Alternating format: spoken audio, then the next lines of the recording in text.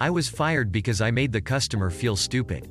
I work in IT, and sometimes do support on the side for people, businesses. I'm sure most of us do or have done this.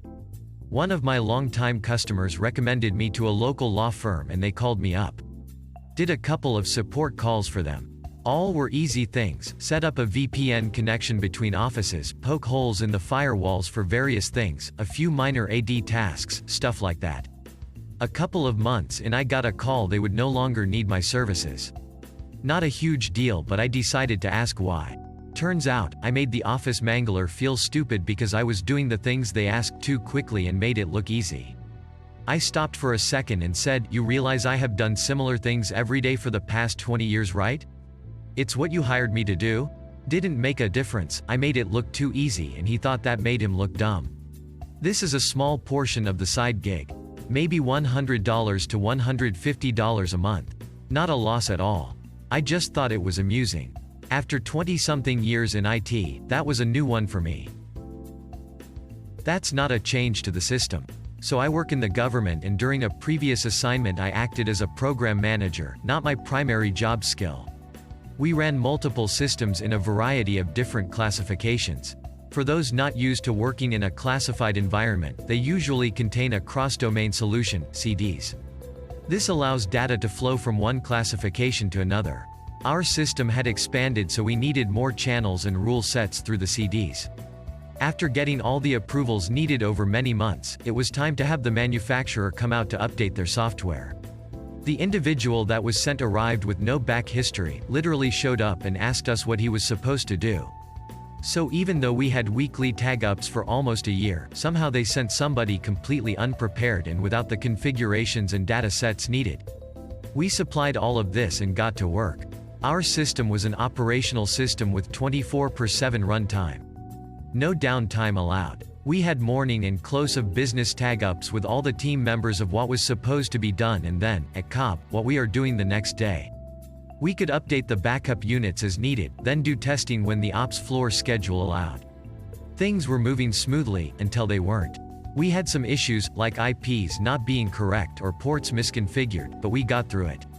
All looked good until the CDs went down in the middle of the night and the ops floor had to switch back to the original hardware.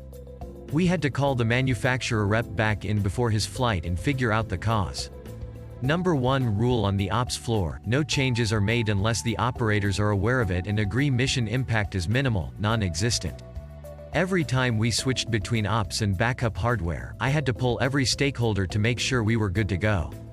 Before I gave the green light to the team, I'd say wait and let me check with the different ops floors. We switched to the updated baseline and everything looked good. They had found some more port issues and we hoped that was the issue. At the tag up I had everyone go through what they did and why. We get to the manufacturer and our prime contractor and they walk through the fixes and mention they switched back to original hardware. What? I never gave approval or checked with anybody to make the switch back. They claimed ignorance and thought it was the plan, but couldn't justify why they switched without explicit approval from me like the previous 8 or so times. Now we had mission ops that precluded us from making any changes. No changes allowed on a Friday afternoon.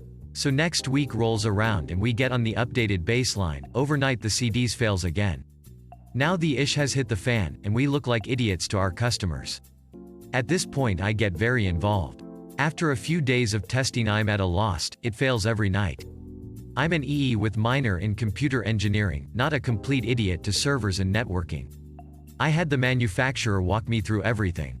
Here's what I found: everything worked fine during the day but not the night. So obvious clue, what is different? I found out the manufacturer was running a hardening script every night before he left, but not telling anybody about. I lost my mind when I heard that. What part of make no changes without my explicit approval do you not understand? His response: well, hardening really isn't a change. His hardening script made some changes that other cyber protection scripts saw and would shut down the system at their checks at night. He never mentioned to anybody he was running that script at the end of the day, and we spent days trying to figure out the problem. Moral of the story: don't trust the unprepared manufacturer rep. And people's definition of changes to the system can be very different. Thanks for watching, and don't forget to give a thumbs up if you enjoyed it. Have a good one.